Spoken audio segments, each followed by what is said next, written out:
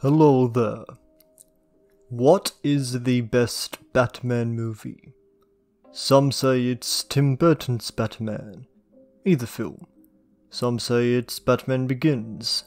Others say The Dark Knight, which is actually one of my favourite films.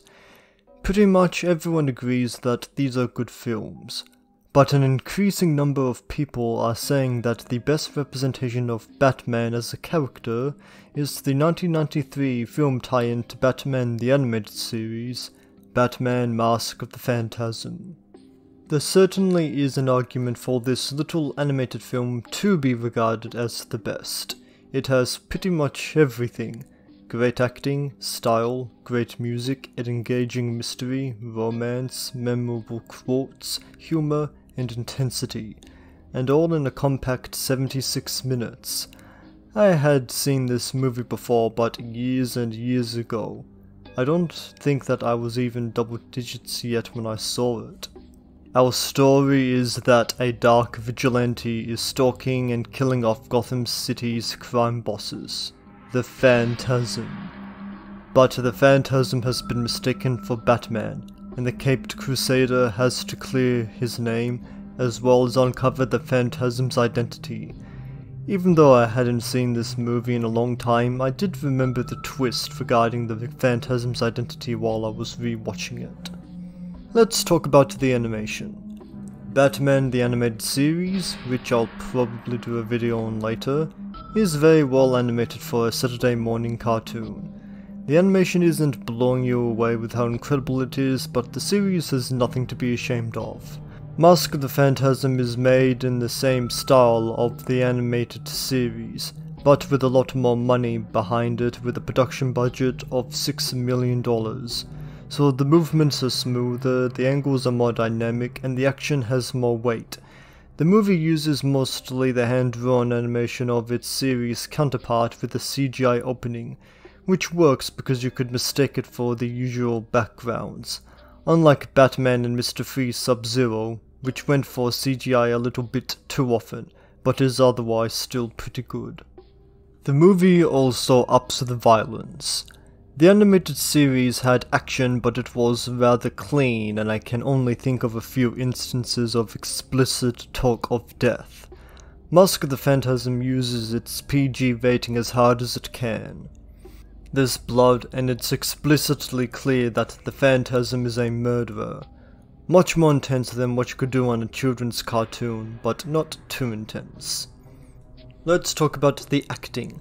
For the longest time, my favourite Batman has been Michael Keaton, but to a lot of other people, Kevin Conroy is the best Batman.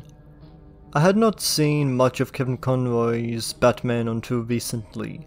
I know that he was in the Killing Joke movie, but he was phoning it in then. But after seeing the animated series and this movie, I can totally understand why a lot of people would gravitate towards Conroy.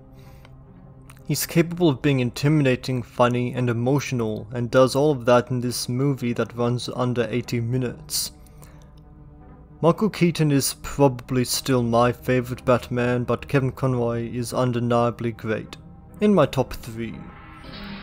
To a lot of people, Mark Hamill's Joker is the best. My favourite is still Heath Ledger, but like Kevin Conroy, I totally understand the appeal of Hamill. Like any great Joker, he perfectly balances laughs and frights, and Hamill says that it was in this movie when he really got his Joker laugh down.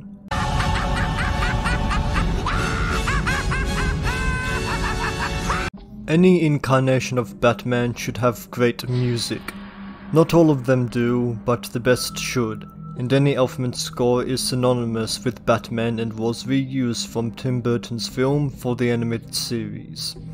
But Shirley Walker also composed some great original stuff as well, and really showed off her talent for this movie. This movie has an operatic choir that you haven't heard that much of in a Batman movie before, or since. Seriously, how did this not become a Batman staple?